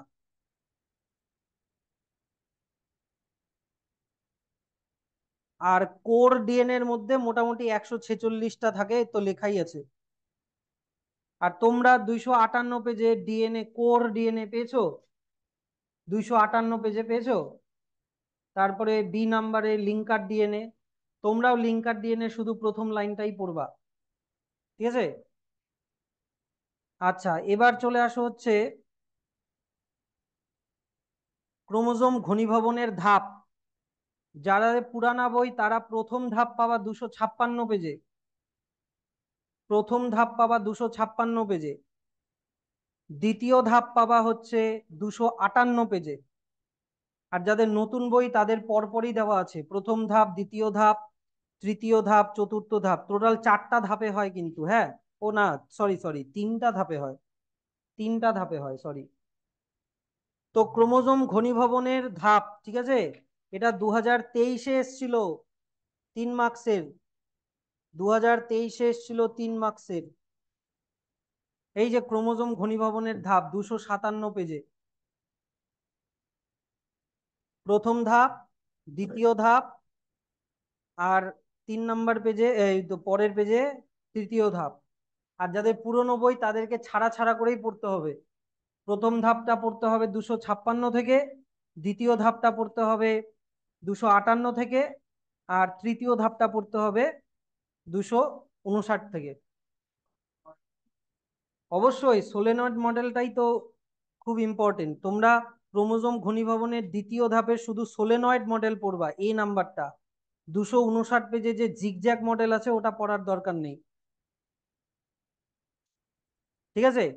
এবার ব্যাপারটা হচ্ছে যে এখান থেকে এত বড় বড়, মাত্র 3 মার্কসের, এত বড় লিখিত যাবে না। তো এখানে তোমাদেরকে মেন মেন কি কি করতে হবে, যে আহ প্রতিটা ধাপে কত গুণ ঘনীভবন হয়, 1 গুণ, 2 গুণ, না 4 গুণ, আর কতটা মোটা হয় ক্রোমোজোমটা, ধীরে ধীরে কতটা মোটা হয়। যেমন ক্রোমোজোম ঘনীভবনের প্রথম ধাপে দেখো, প্রথম লাইনে লেখা আছে, প্রথম লাইন না, ক্রোমোজোম ঘনীভবনের প্রথম ধাপে তোমরা প্রথম প্যারাটা ভালো করে পড়বা। প্রথম প্যারাটা ভালো করে পড়বা, যে প্রথম ধাপে ক্রোমোজোম ঘনীভবন, ওটা শুধু এই গঠনটা বুঝলা, শুধু প্রথম ধাপটা হচ্ছে এটা, শুধু এটা, এই যে নিউক্লিওজোম, লিঙ্কার ডিএনএ, আবার নিউক্লিওজোম, আবার লিঙ্কার ডিএনএ, এটা। তো এখানে হিস্টোন আর ডিএনএ এর পরিমাণ 1:1 থাকে, দেখো লেখা আছে, যত পরিমাণ ডিএনএ তত পরিমাণ হিস্টোন। আর এখানে কতটা মোটা হয়, 11 ন্যানোমিটারের মতো মোটা হয়। হলো। দ্বিতীয় ধাপ, পুরনো বই তোমরা ট্র্যাক করো ভালো করে। দ্বিতীয় ধাপ, দ্বিতীয় ধাপে দেখো প্রথম লাইনটা ভালো করে পড়বা। প্রথম ধাপে ঘনীভবনে যখন 11 ন্যানোমিটার ক্রোমাটিন তন্তু তৈরি হয়, তখন ডিএনএ 5 থেকে 7 গুণ ঘনীভবন ঘটে। আর তারপরের লাইনে শেষের দিক থেকে দেখো, দ্বিতীয় ধাপ ঘনীভবনে 11 ন্যানোমিটার ক্রোমাটিন তন্তু থেকে 30 ন্যানোমিটার ক্রোমাটিন তন্তু তৈরি হয়। এই দ্বিতীয় ধাপে ডিএনএ আরো 7 গুণ ঘনীভবন ঘটে। শুধু এইটুকুনি পড়লেই হবে। সোলেনয়েড মডেল, সোলেনয়েড মডেল হচ্ছে, তোমরা গোটাটাই পড়ো। কোন বিজ্ঞানী এটা করেছিল? Finch and Clark. আর সোলেনয়েড মডেলের ছবিটা ওই যে পাশের ছবিটাই আছে, পুরোনো ল্যান্ডলাইনের যে কেবলের তার, ওটার মতো, হ্যাঁ। ও না না না, আঁকাতে লাগবে না, আঁকাতে হবে না, একটাও আঁকাতে হবে না। খুব বেশি হলে তোমাদেরকে নিউক্লিওজোমের ছবি আঁকাতে দিবে। নিউক্লিওজোমের সব থেকে ভালো ছবি হবে, নতুন বইয়ের 256 পেজের ওপরের এ নাম্বার ছবিটা, বুঝলা? আর পুরনো বইয়ের হচ্ছে 257 পেজের এ নাম্বার ছবিটা, চিত্র 5.56-এর এ নাম্বার ছবিটা, 257 পেজ, পুরনো বইয়ের 257 পেজ। হ্যাঁ হ্যাঁ এইটা, এটা নিউক্লিওজোমের এই ছবিটা প্র্যাকটিস করো কিন্তু।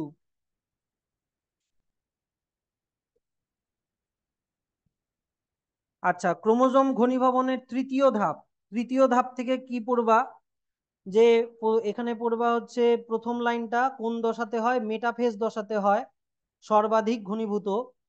এই সময়ে ক্রোমোজোমকে প্রায় 1 মিলিমিটার মোটা দেখা যায়। 1 মিলিমিটার কিন্তু আমরা চোখেও দেখতে পারি, সেই জন্য মেটাফেজ দশাতে ক্রোমোজোম দৃশ্যমান হয়, বললাম না একটু আগে? হ্যাঁ। আর তারপরে পড়বা হচ্ছে যে দেখো দুটা লাইন নিচে শেষের দিকে দেখো, সোলেনয়েড ক্রোমাটিন তন্তু যখন, পেয়েছো? সোলেনয়েড ক্রোমাটিন তন্তু যখন অরিও ক্রমে ক্রোমাটিডের গায়ে জুড়ে বাইরের দিকে বেরিয়ে থাকে, তখন সোলেনয়েড ক্রোমাটিনের মধ্যে প্রায় 100 গুণ ঘনীভূত হয়। এই অবস্থায় ডিএনএ প্রায় 5,000 থেকে 1,000 গুণ ঘনীভবন হয়, 10,000 ঘনীভবন হয়।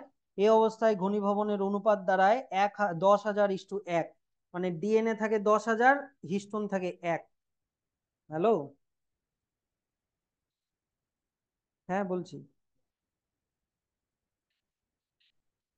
হ্যাঁ হ্যাঁ হ্যাঁ হ্যাঁ বলুন। বলুন। হ্যাঁ হ্যাঁ হ্যাঁ পরে।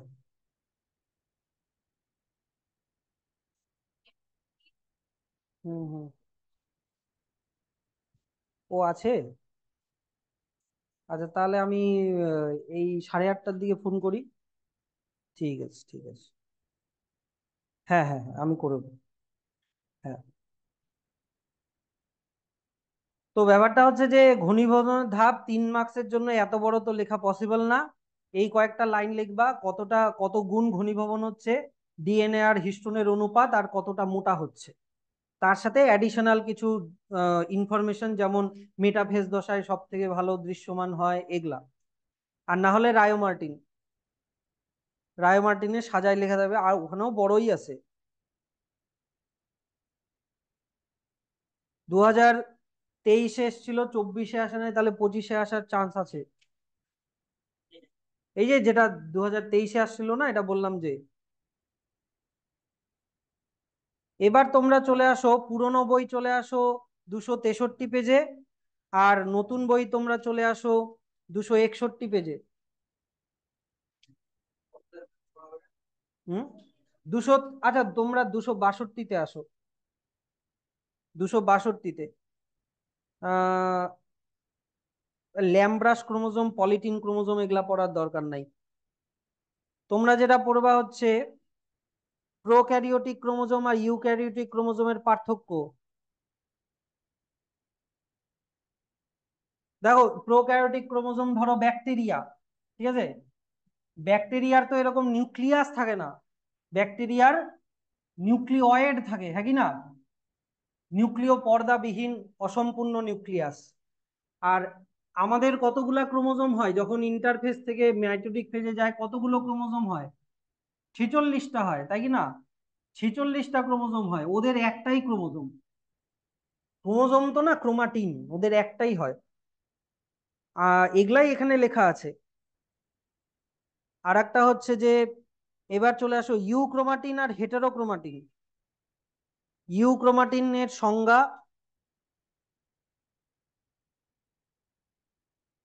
বৈশিষ্ট্যের মধ্যে পড়বা 1 নাম্বার, 2 নাম্বার, 4 নাম্বার, 6 নাম্বার, আর 7 নাম্বার। আর হেটেরোক্রোমাটিনে চলে আসো, হেটেরোক্রোমাটিনের সংজ্ঞা, বৈশিষ্ট্যের মধ্যে পড়বা হচ্ছে বৈশিষ্ট্য, পরে একটু নিচের দিকে দেখো, স্থায়ী অস্থায়ী বাদ দিয়ে নিচের দিকে দেখো হেটেরোক্রোমাটিনের বৈশিষ্ট্য পেয়েছো? এখান থেকে পড়বা 1 নাম্বার, 3 নাম্বার, 5 নাম্বার, আর 6 নাম্বার। আর ইউক্রোমাটিন হেটেরোক্রোমাটিনের পার্থক্য, পার্থক্যের মধ্যে পড়বা 1 নাম্বার, 3 নাম্বার, 4 নাম্বার, 5 নাম্বার, আর হচ্ছে 7 নাম্বার। ইউক্রোমাটিন আর হেটেরোক্রোমাটিন কি, আমি যে ক্রোমোজোমের মধ্যে যে ডিএনএটা যে আঁকিয়েছি, অ্যাকচুয়ালি এরকম হয় না। ক্রোমোজোমের মধ্যে ডিএনএর ঘনীভবন সব জায়গায় সমান হয় না। কোথাও কোথাও ডিএনএটা অধিক কুণ্ডলীকৃত হয়ে থাকে, কোথাও কোথাও ডিএনএটা কম কুণ্ডলীকৃত হয়ে থাকে, কোথাও অধিক কোথাও কম, আবার কোথাও অধিক, বুঝতে পারলা, কোথাও আবার কম, এইরকম। তো যেই জায়গাগুলো ক্রোমোজোম কোন দশায় গঠিত হয়? হুম, মাইটোটিক দশায় বলো। ইন্টারফেজ দশা আর ইন্টারফেজ আর এম ফেজ ভুলে গেলা? ইন্টারফেজে হচ্ছে তোমার কোষ S, G1, G2, এস, ওগুলা দশা। আর মাইটোটিক ফেজ মানে প্রোফেজ, মেটাফেজ, অ্যানাফেজ, টেলোফেজ। তো মাইটোটিক দশায় যখন ক্রোমোজোম তৈরি হয়, মেটাফেজ দশায় কিভাবে তৈরি হবে? প্রোফেজেই তো শুরু হয়ে যায়, প্রোফেজেই তো ঘনীভবন শুরু হয়ে যায়। তো মাইটোটিক দশায় যদি আমরা তোমার হচ্ছে ইয়েকে রং করি, কোষের ক্রোমোজোম গুলোকে রং করি, ক্রোমোজোমকে ক্রোমোজোম কেন বলে? ক্রোমা, ক্রোমা কথার অর্থ হচ্ছে রঞ্জিত করা। আর জোম কথার মানে হচ্ছে বডি, এমন একটা বডি যাকে রং করা যায়। তো ব্যাপারটা হচ্ছে যে মাইটোটিক দশায় যদি আমরা ক্রোমোজোমকে রং করি, তাহলে দেখবো যে কোনো কোনো জায়গা গাঢ়ভাবে রঞ্জিত হচ্ছে, আর কোনো কোনো জায়গা, এই যে যেখানে কম প্যাচ সেখানে হালকা ভাবে রঞ্জিত হচ্ছে। কোন দশায়? মাইটোটিক দশায়। তো যে গাঢ়ভাবে রঞ্জিত যে জায়গাগুলো, এগুলো হচ্ছে হেটেরোক্রোমাটিন, এগুলো হচ্ছে হেটেরোক্রোমাটিন। আর হালকাভাবে রঞ্জিত জায়গাগুলো, এগুলো হচ্ছে ইউক্রোমাটিন, এগুলো হচ্ছে ইউক্রোমাটিন। এবার ব্যাপারটা কি, যে গাঢ়ভাবে যে রঞ্জিত জায়গাগুলো, এই জায়গাগুলো নিষ্ক্রিয় হয়, নিষ্ক্রিয় হয়। তার মানে এখানে কোনো জিন থাকে না, কোনো জিন থাকে না। এই জায়গাতে কোনো জিন থাকে না, এই অধিক কুণ্ডলীকৃত জায়গাগুলোতে কোনো জিন থাকে না, মানে ওরা নিষ্ক্রিয় হয়। মানে এখান থেকে জিন কি বানায়? জিন কি বানায় বলো? জিন থেকে কি তৈরি হয়? একটা প্রোটিন। কিন্তু এই জায়গার এখান থেকে কোনো জিনও থাকে না, তাই এখান থেকে কোনো প্রোটিনও তৈরি হয় না, মানে কোনো চারিত্রিক বৈশিষ্ট্য এখানে থাকে না, নিষ্ক্রিয় হয়, জিন থাকে না। আর এখানে ক্রসিং ওভারও হয় না। ক্রসিং ওভার মনে আছে তো, মিওসিস কোষ বিভাজনে এখানে ক্রসিং ওভার হয় না, লেখা পড়তেছে না। কিন্তু ইউক্রোমাটিন যেখানে হালকা, এরা হচ্ছে সক্রিয় হয়,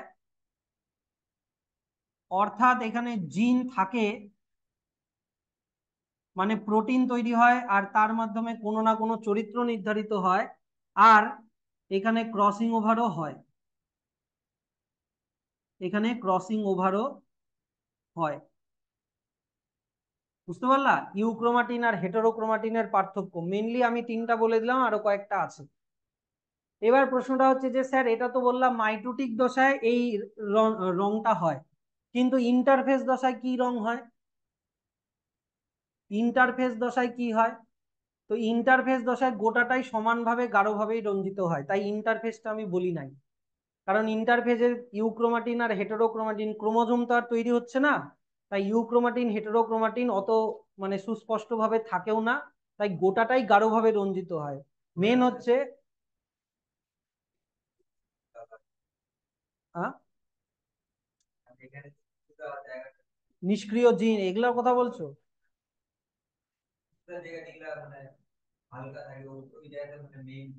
হ্যাঁ হ্যাঁ। না না, ওখানে যে ইউক্রোমাটিনের যে জায়গায় ইউক্রোমাটিন আছে ওখানেই জিন অবস্থান করবে, কিন্তু বোঝা যায় না, গোটাটাই গাঢ়ভাবে রঞ্জিত হয়। তো বুঝতে পারলা ইউক্রোমাটিন আর হেটেরোক্রোমাটিনের পার্থক্য?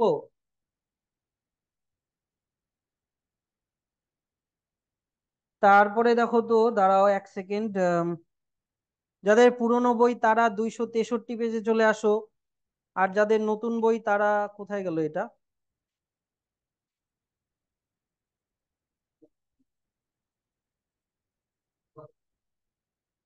না, যাদের পুরনো বই, তারা 263 পেজে দেখো নিচের দিকে একটা ইনফোপিডিয়া আছে, বার বডি, পেয়েছো? এটা 2022-এ এসেছিল, 1 মার্কসের, এটা দাগিয়ে রাখো। নতুন বইতে কোথায় বার বডি? হ্যাঁ হ্যাঁ, অস্থায়ী এটার মধ্যে আছে। ও হ্যাঁ, অস্থায়ী 262 পেজে অস্থায়ী হেটেরোক্রোমাটিনের দ্বিতীয় প্যারাগ্রাফে লেখা আছে, মানব দেহে এক্স ও ওয়াই দুটি যৌন ক্রোমোজোম থাকে, পেয়েছো? ওখান থেকে শুরু করে মানে ওই প্যারাটা গোটাটাই দাগিয়ে দিই। হ্যাঁ, এটা কত সালে এসেছিল বার বডি? 2022-এ এসেছিল, 1 মার্কসের। এবার ব্যাপারটা হচ্ছে যে বার বডি কি? বার বডি কিছুই না। যখন হচ্ছে তোমার,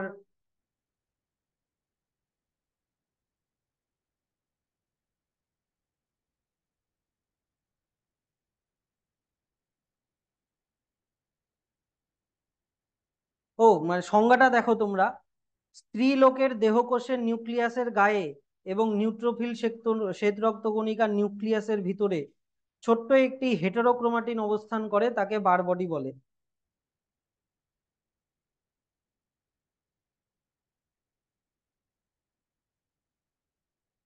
হুম। কেন? হট দাঁড়াও, 2টা 22 বাজে বা 8টা 22 বাজে। কি হচ্ছে তোমাদের 12-এর পড়াশোনা? কেউ আসে কেউ আসে না।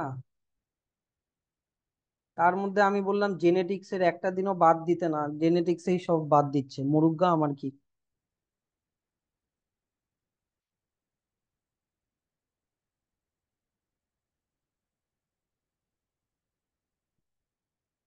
ও দাঁড়াও, হ্যাঁ যাও যাও যাও। ব্যাপারটা হচ্ছে যে বার বডি কি, মেয়েদের ক্ষেত্রে তো 2টা X ক্রোমোজোম, একটা X ক্রোমোজোম নিউক্লিয়াসের ভিতরে থাকে, আর একটা X ক্রোমোজোম নিউক্লিয়াসের গায়ে ছোট্ট এরকম বিন্দুর মতো লেগে থাকে, ওটাকে বার বডি বলে। এটা মানুষ এবং গ্রাস হোপার মানে ঘাস ফড়িং এর মধ্যে দেখতে পাওয়া যায়। এই জিনের গঠন ও কাজ, এটা কোথায় গেল?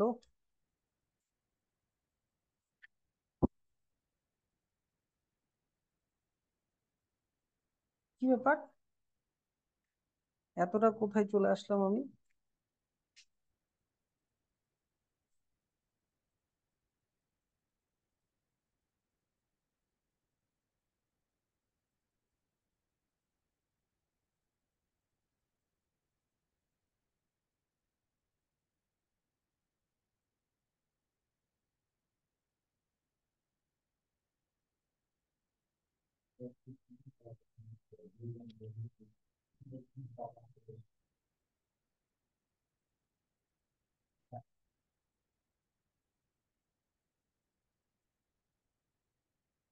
হ্যাঁ, বারবডিটা হচ্ছে যে মেয়েদের ক্ষেত্রে অনেক সময় দেখা যায় কি, মেয়েদের 2টা X ক্রোমোজোম, তো একটা X ক্রোমোজোম নিউক্লিয়াসের ভিতরে থাকে, আর একটা X ক্রোমোজোম এরকম নিউক্লিয়াসের গায়ে এরকম করে লেগে থাকে কোষের ভিতরে। তো এটাকেই বার বডি বলা হয়, এটা মাইক্রোস্কোপের নিচে ভালো করে লক্ষ্য করা যায়, এটাও X ক্রোমোজোম আর এটাও X ক্রোমোজোম। আর চলে আসো হচ্ছে নতুন বইয়ে 263, পুরনো বইয়ে 265। জিনের সংজ্ঞা, ছোট্ট সংজ্ঞাটা পড়বা না, বড় সংজ্ঞাটা পড়বা। না না না, ওটা লেখা যাবে না, বড়টা লাগবে। জিন হলো ডিএনএ বা আরএনএ এর এমন একটি সুনির্দিষ্ট অংশ, ওইটা। আর তারপরে পড়বা হচ্ছে জিনের বৈশিষ্ট্যাবলী। জিনের বৈশিষ্ট্যাবলী কোথায় আছে তোমাদের? নতুন বইয়ে পরের পেজে আছে, পুরনো বইয়ের নিচের দিকে আছে, পেয়েছো? বৈশিষ্ট্যাবলী পড়বা 1 2 3, না 5 6 7 8, এই কয়েকটা পড়লেই হবে জিনের বৈশিষ্ট্যাবলী। জিন সম্পর্কে ওপেরনের মতবাদ, এগুলা তো আমাকে ল্যাক ওপেরনে পড়াতেই হবে, ওটা এখানে দরকার নেই। তোমরা 265 পেজে চলে আসো, নতুন বই, পুরনো বই 267 পেজ। জিনের কাজ, জিনের কাজ পড়বা 1, 2, 4, 6, 9, 10। আচ্ছা, বিভিন্ন রকমের জিন, অটোজোমাল জিন, সেক্স ক্রোমোজোমাল জিন, হল্যান্ড্রিক জিন। আর নতুন বইতে পরের পেজে চলে যাও, তোমরা পুরনো বই ওইখানেই থাকো, অঙ্ক জিন। ঠিক আছে? অটোজোমাল জিন কি মনে আছে? 22 জোড়া ক্রোমোজোম। মানুষের ক্ষেত্রে 46 জোড়া ক্রোমোজোম থাকে। এক থেকে 22 পর্যন্ত যেটা আমাদের দেহ বৈশিষ্ট্য নির্ধারণ করে, এগুলা অটোজোম। আর লাস্ট জোড়াটা, 23 নম্বর জোড়াটা, এটা হচ্ছে আমাদের সেক্স ক্রোমোজোম। এক্স এক্স থাকলে মেয়ে হয়, এক্স ওয়াই থাকলে ছেলে হয়, এইটাই। আর হল্যান্ড্রিক জিন কাকে বলে? দেখা গেছে কি যে দেখো, এক্স ক্রোমোজোম, ওই যে তোমাদেরকে ক্যারিও টাইপের ছবিটা দেখালাম না, এক্স ক্রোমোজোম আর ওয়াই ক্রোমোজোমের গঠন আলাদা হয়, তাই না? আর এক্স ক্রোমোজোমের মধ্যে যা যা জিন থাকে, ওয়াই ক্রোমোজোমের মধ্যে ওই জিন থাকে না। ওয়াই ক্রোমোজোমে অন্য জিন থাকে, পুরুষালী বৈশিষ্ট্য থাকে, যেমন কানে লোম, গায়ে লোম, দাড়ি। এই বৈশিষ্ট্যগুলো ওয়াই ক্রোমোজোমে থাকে। তাই ওয়াই ক্রোমোজোমের মধ্যে থাকা জিনগুলোকে হল্যান্ড্রিক জিন বলে। দেখো লেখা আছে, ওয়াই ক্রোমোজোমে যেসব জিন বহন করে, যেমন মানুষের কানের লোম প্রকাশ জিন ইত্যাদি। আর অঙ্কোজিন কাকে বলে? তোমাদেরকে স্বাস্থ্য রোগ চ্যাপ্টারটাতে বলেছিলাম, অঙ্কোজিন যেগুলো সুপ্ত অবস্থায় থাকে, প্রোটো অঙ্কোজিন, যেটা সুপ্ত অবস্থায় থাকে, কিন্তু কোনো মিউটাজেনের প্রভাবে এটা যদি সক্রিয় হয়ে যায়, তাহলে অঙ্কোজিনের জন্য কোষের অনিয়ন্ত্রিতভাবে বিভাজন শুরু হয় এবং ক্যান্সার সৃষ্টি হতে পারে, তাই তো? ওটাকে অঙ্কোজিন বলে। আর বাকি লাগবে না, তোমাদেরকে এত অবধি পড়া দিলাম, লিঙ্গ নির্ধারণ থেকে পরের দিন পড়াবো।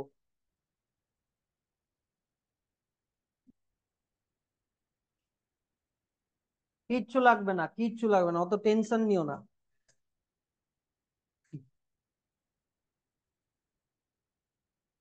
সাতটার একবার বইটা দেখো, মানে দোকানে যাই দেখো, সাতটার টেক্সট বইটা, টেক্সট বইটা সেই পাতলা।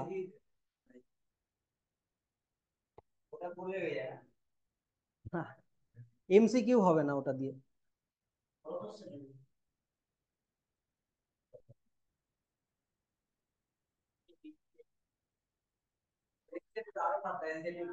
না, এনসিইআরটি তে প্রচুর ইনফরমেশন আছে।